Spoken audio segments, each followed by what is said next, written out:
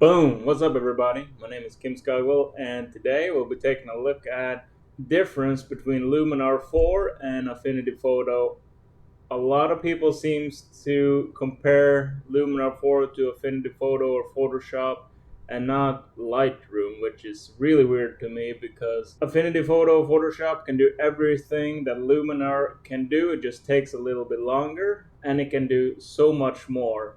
Luminar 4 is meant to it's just a slider editor, so you can slide some sliders and edit your images the really quick, simple and easy way, which is by far the most common way to edit images when you don't have to make composites and stuff like that. But for sky replacement stuff, Luminar 4 does it just as good as Affinity Photo or Photoshop, and a lot better than Lightroom, which is its main competitor, because you can't do it in Lightroom as far as I know. So I'm going to import 3 images here. I just took them with my phone, and I'm going to edit them, and then I'm going to switch over to Affinity Photo and try and replicate the images again and see the time difference. So if you like this tutorial, an overview, please hit that subscribe button, hit that notification bell, leave a comment down below what is your favorite photo editor, and I'll get back to the conclusion again and elaborate on that at the end. Cool, so let's just get started.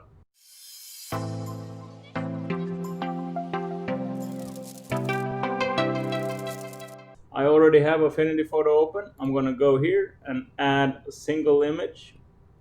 I'm going to go to my downloads folder because that's where I put them, and then just hit open. So if you shift click on those, open, it's going to put them in here. So you can see we have, this is just regular old JPEG photos because I took them with my OnePlus 6, and I actually think this one has been through a few edits in Lightroom on my phone. I'm going to start with this one. So you can see here we have it. I'm going to go over to our edit tab. If I go to the creatives tab here really quick, you're going to see how fast we can replace this sky, but I'll be using this sky. So sky selection, and let's find a dramatic sunset 4, maybe see what's happening.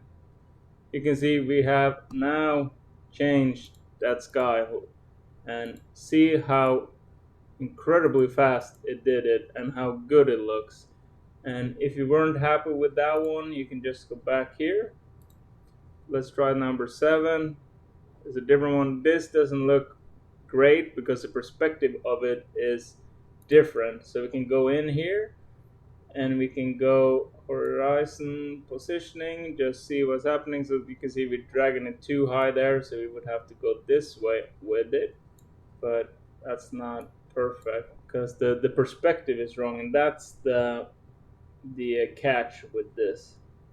So I don't know any ways here in Luminar 4 to be able to alter the perspective here. So this has probably been shot with a fisheye lens with angled upwards at least 15-20 degrees, and this was shot with my phone, which is the equivalent of about a 24 millimeter lens. So I'm going to change this sensor back to something that looks better. So on that, there you can see that looks pretty good.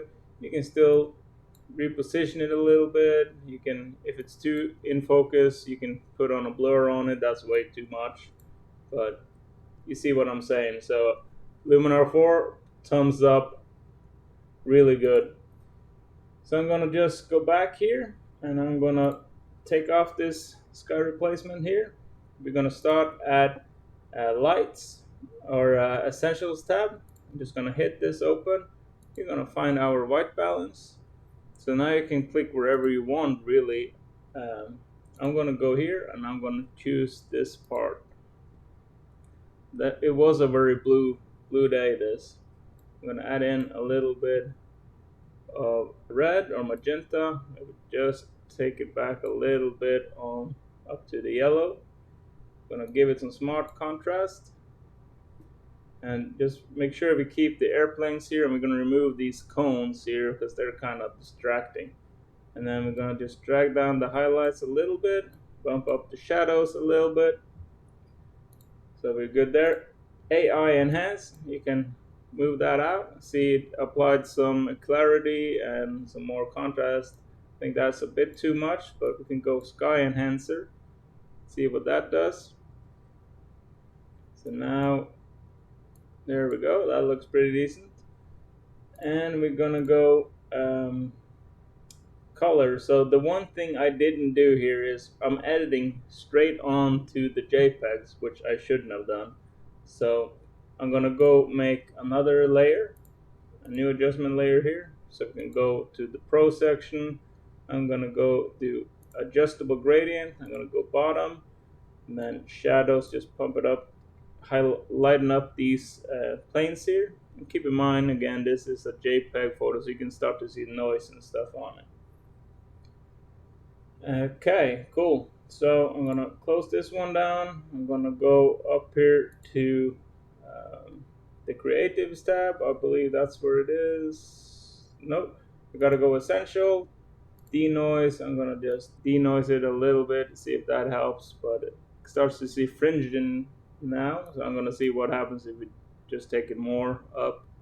Doesn't really help at all, but that's because it's color noise. So we're gonna move this one a little bit up. Again, it's very easy to overdo stuff, but this looks halfway okay. We're gonna go in here and remove that.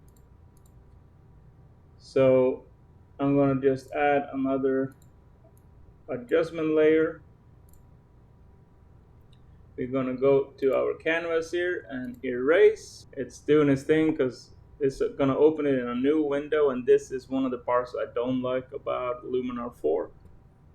So now we gotta go add here, and I'm gonna get my brush a little bit bigger. So I'm just gonna paint over this here, see what it does with it, and then we're gonna hit erase. Actually, they did a pretty decent job. It's not perfect, but it's okay. I'll take that. Cool. So now we have it. Let's say I wanted to save this and apply it to this one. So then we just save look. Let's see if we can do this. We're gonna, I don't know, do we have to be back here? Save look. I'm not entirely sure why it's not letting me save it, if it's just the computer is being slow, which it shouldn't be, or the program is frozen, or it shouldn't be anything. It's not grayed out, so it should let us do it. Again, like I said in my previous video, this is still has bugs, but for what you pay, you can kind of live with it. It's really annoying, but it's okay still. So I'm gonna see here, maybe we have to do a clone and stamp layer first, and then save the look. I don't know. I'm just gonna try it. You're learning with me here. So, okay, that's one. Let's see if we can click here. No, that has absolutely nothing to do. So let me just hold down shift, click this one, and hit right click, go adjustments and sync adjustments, and let's see if it manages to change this one. You can see it has done some stuff here. We got the same adjustments here from here, this image, the original, to this one. So if we now took off, we added another mask here or a canvas, erase. Let's just see what's happening. I'm guessing we're on 10 minutes already, so I'm just gonna go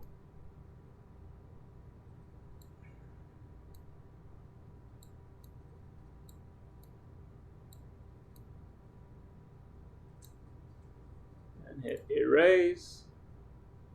Let's see what's happening. It is not the quickest program still. Here they have a lot of optimization left to do, the Skylum team, to make this a perfect software. This computer shouldn't have any problems doing this real time and just fly through it, but as you can see, it takes a minute. Because I'm gonna hit done, and there we go. We have 2 pictures edited the same way here. So if I go to library or go to this overview here, we can, doesn't look like you can do it. I thought we could take them up and view them side by side, but that doesn't look like that's an option. So just gonna double click it again, get it back into editor mode, and then there you have it. So we have those 2 images. It's not the best edits, but it's pretty quick and simple to do and get them from this to this. You can see it's just added, warmed it up a little bit, added some flare to this one. Once it's actually changed the picture here again, there we go, and the same to this one. You can see there's a really kind of drastic change and the image looks a lot better. So I'm going to use these 2. Once it's done, I'm going to just show you before and after again on this one. So that's before, after. You can see it's done a pretty good job. I'm not going to worry about this because this has already been through an editor.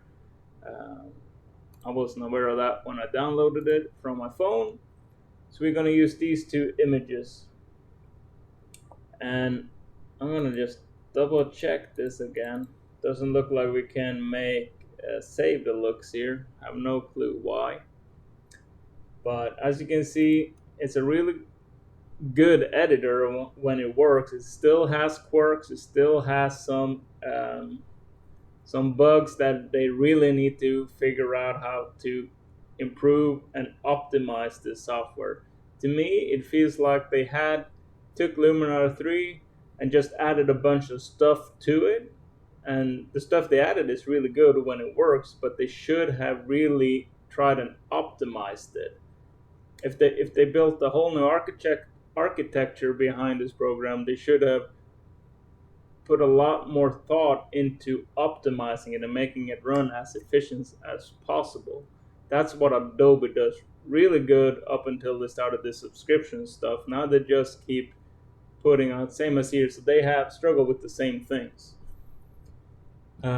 So Luminar 4, great photo editor for light photo editing. For I think the full price is $89 or something like that. I have an affiliate link where you get $10 off, I believe it is.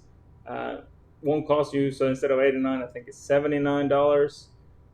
You can check that out in the link below. See what you think. You get, I think it's 2 weeks trial as well on this. But as I said, for any type of photography where you don't have to do composites, but you might replace your sky every now and then, this is really good. This by far beats Lightroom every day of the week then, if you can take these quirks and bugs. I don't mind them too much, but you might. Let me know in the comments what you think.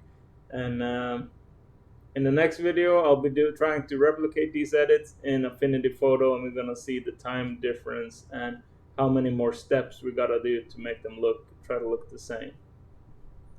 Till next time.